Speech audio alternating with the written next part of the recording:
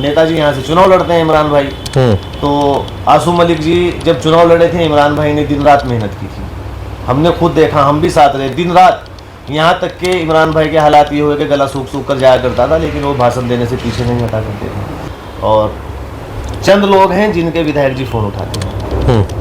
Vote पूरी जनता ने दिया है, पूरी विधानसभा ने दिया है, बनाए हुए हैं। अब हमारी विधानसभा में गाड़ा, तेली, हरिजन ये सब चल गया है। कभी पहले हमने महसूस किया, कभी नहीं हुआ है। आशू जी देखो, विधायक जी हैं, हम उनका दिल से सम्मान भी करते हैं, लेकिन हम लोगों ने मेहनत भी की, सब कुछ किया, उन्हें विधायक बनाया, उनका सम्मान करते हैं। लेकिन अगर विकास की बात आए तो आशू जी बहुत पीछे हैं। नमस्कार, आप देख रहे हैं केकेजी न्यूज और मेरा नाम है पुरुषोत्तम सैनी। अभी हाल ही में जनपद सहारनपुर के समाजवादी पार्टी से विधायक आशू मलिक पर इसरार प्रमुख ने तमाम प्रकार के आरोप लगाए। हालांकि उस आरोप की हम पुष्टि नहीं करते, ये सिर्फ इसरार प्रमुख ने खुद कैमरा के सामने आकर जनता को बताया है कि मुझे आशू मलिक साहब ने जान से मारने की धमकी और तमाम प्रकार की गालियां दी हैं। क्या पूरा सच है, ये तो एक जांच का विषय है। और बात करने के लिए मेरे साथ मौजूद हैं रियाज भाई, जो तमाम मुद्दों पर बेबाकी से अपनी राय रखते हैं, और बात करने के लिए मेरे साथ खुद मौजूद हैं। रियाज भाई, पहले आपका स्वागत है हमारे चैनल पर। रियाज जी, कैसे देखते हैं, एक सोशल मीडिया पर आप भी देख रहे हो, इसरार प्रमुख आरोप लगाते हैं आशू मलिक विधायक साहब पर कि इन्होंने मुझे गालियां दी हैं, धमकी दी हैं।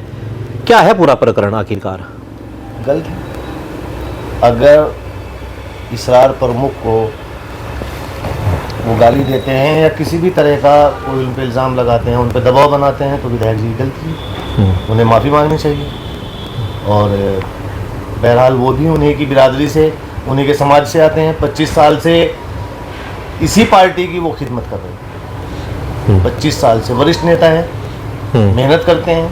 इसका मतलब ये नहीं हो जाता कि उन्हें दबाया जाए, गाली दी जाए।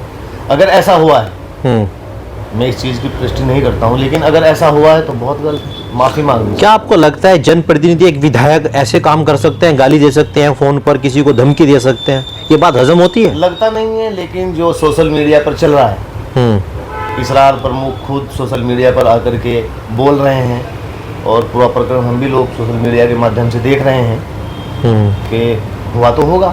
ऐसा तो नहीं है कि अगर कोई काम नहीं हुआ है थोड़ी की ज़्यादा हो सकती है। ऐसा नहीं है कि ऐसे ही आदमी हवा में कोई भी बात चलती कर दे, नहीं हो सकता। सूत्रों के हवाले से भी पता लग रहा है कि इसरार प्रमुख अब दूसरे खेमे में जा चुके हैं और मेरे खिलाफ जानबूझकर दुष्प्रचार कर रहे हैं। ऐसा हम लोग नहीं कह सकते, ऐसा हमारे सामने आया भी नहीं है कि वो दूसरे खेमे में जा सकते हैं। वो पिछले 25 साल से समाजवादी के सिपाही हैं और बड़ी अच्छे तरीके से मेहनत कर रहे हैं, और हम भी देख रहे हैं। आशू जी देखो, विधायक जी हैं, हम उनका दिल से सम्मान भी करते हैं, लेकिन हम लोगों ने मेहनत भी की, सब कुछ किया, उन्हें विधायक बनाया, उनका सम्मान करते हैं। लेकिन अगर विकास की बात आए तो आशू जी बहुत पीछे हैं।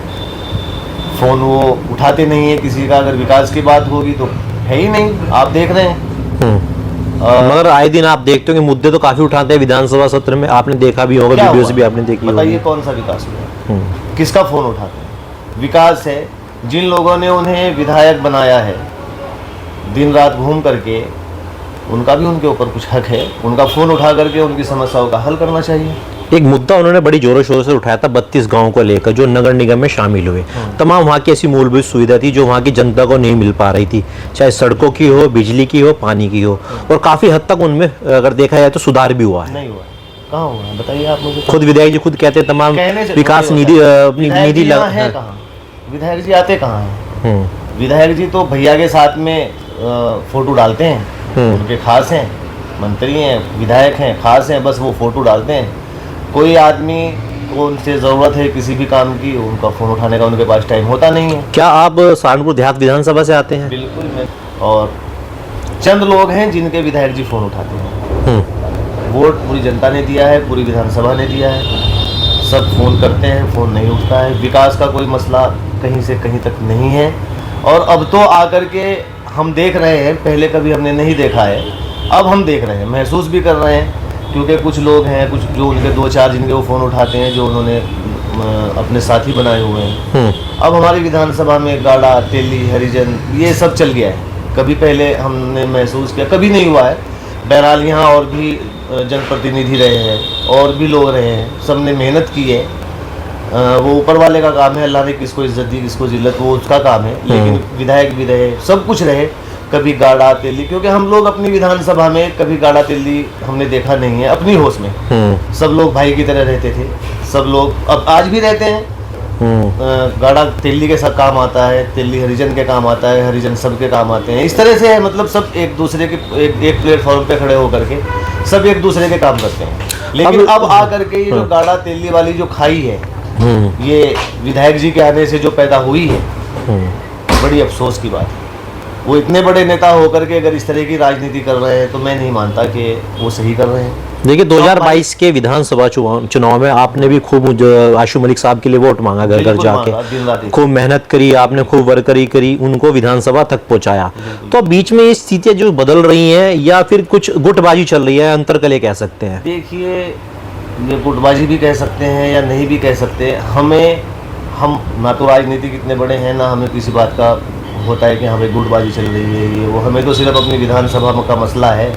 हम लोग भाइयों की तरह पहले रहते थे, सब आज भी रहना चाहते हैं। हम विधायक जी से ये रिक्वेस्ट करते हैं कि हमें तो तेली गाड़ा हरिजन इन चीज़ों में ना बांट करके प्यार मोहब्बत से रहने दें, और यही उनसे हमारी अपील है। रही इसरार प्रमुख की बात, वो अच्छे आदमी हैं और काम भी करते हैं लोगों के, जहाँ तक उनसे होता है वो काम करते हैं।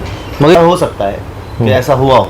क्या आपको लगता है कि आशू मलिक इतने बड़े कद के नेताओं, पूर्व मिनिस्टर भी रहे हैं, मंत्री भी रहे हैं, मौजूदा विधायक हैं और अखिलेश जी के बिल्कुल करीबी हैं? अभी हाल ही में आपने देखा उनको कार्यमंत्रणा समिति का सदस्य भी बनाया है। बिल्कुल बिल्कुल, हमें उसकी खुशी हुई थी, हमने कमेंट भी किया, हमने बोला बहुत अच्छी बात है। लेकिन अब अगर वो इतने बड़े नेता होकर के इसरार प्रमुख जैसे आदमी को बतौर उनके जो सोशल मीडिया पर चल रहा है, अगर वो उल्टी सीधी बात कहते हैं या दबाव देते हैं या गाली का प्रयोग करते हैं, या जैसे प्रमुख ने बताया कि हाँ जान से मारने तक की धमकी दी है, तो क्या ये अच्छी बात है? नहीं, ये गलत है।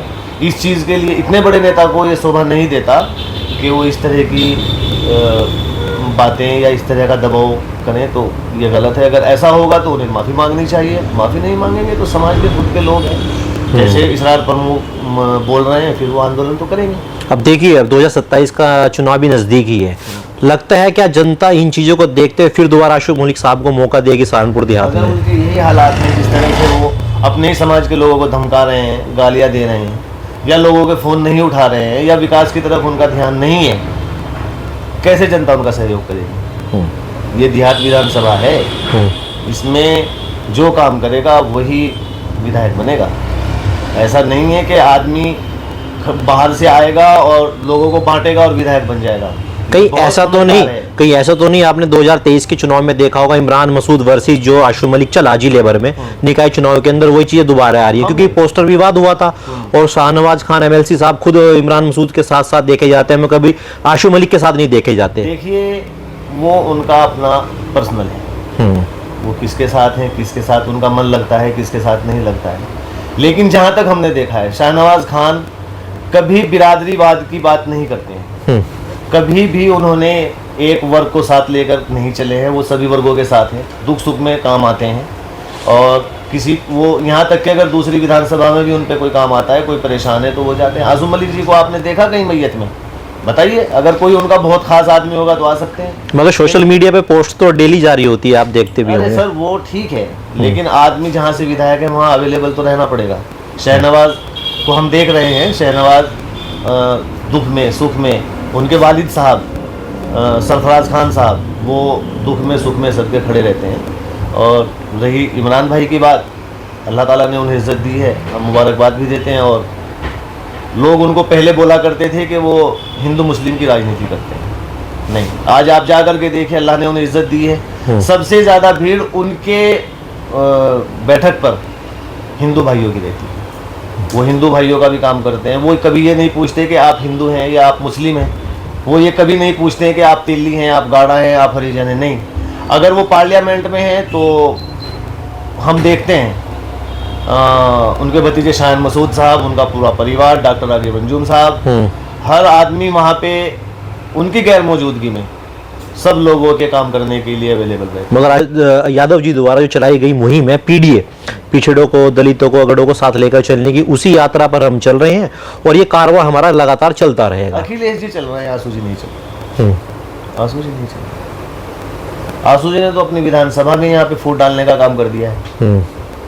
आंसू जी ने तो यहाँ पे गाड़ा तेल लिया। अरे हम भाई हैं, मैं फिर दोबारा इस बात को कहता हूँ, हम उनका सम्मान करते हैं, विधायक जी का दिल से सम्मान करते हैं, वो जनप्रतिनिधि हैं, लेकिन हम उनसे ये भी रिक्वेस्ट करते हैं कि हमें बिरादरियों में ना बांट करके हमें भाई रहने दें। हम यही चाहते हैं कि सब लोगों को प्यार मोहब्बत से रहने दें, और इसी में उनको भी फ़ायदा है। अगर वो जिस तरह की वो राजनीति कर रहे हैं तो आने वाले चुनाव में जनता उनको जवाब देगी, छाती ठोक के जवाब देगी। कहीं ऐसा तो नहीं कि भारी नेता यहाँ के लोकल लीडर्स को हजम नहीं हो रहे हों?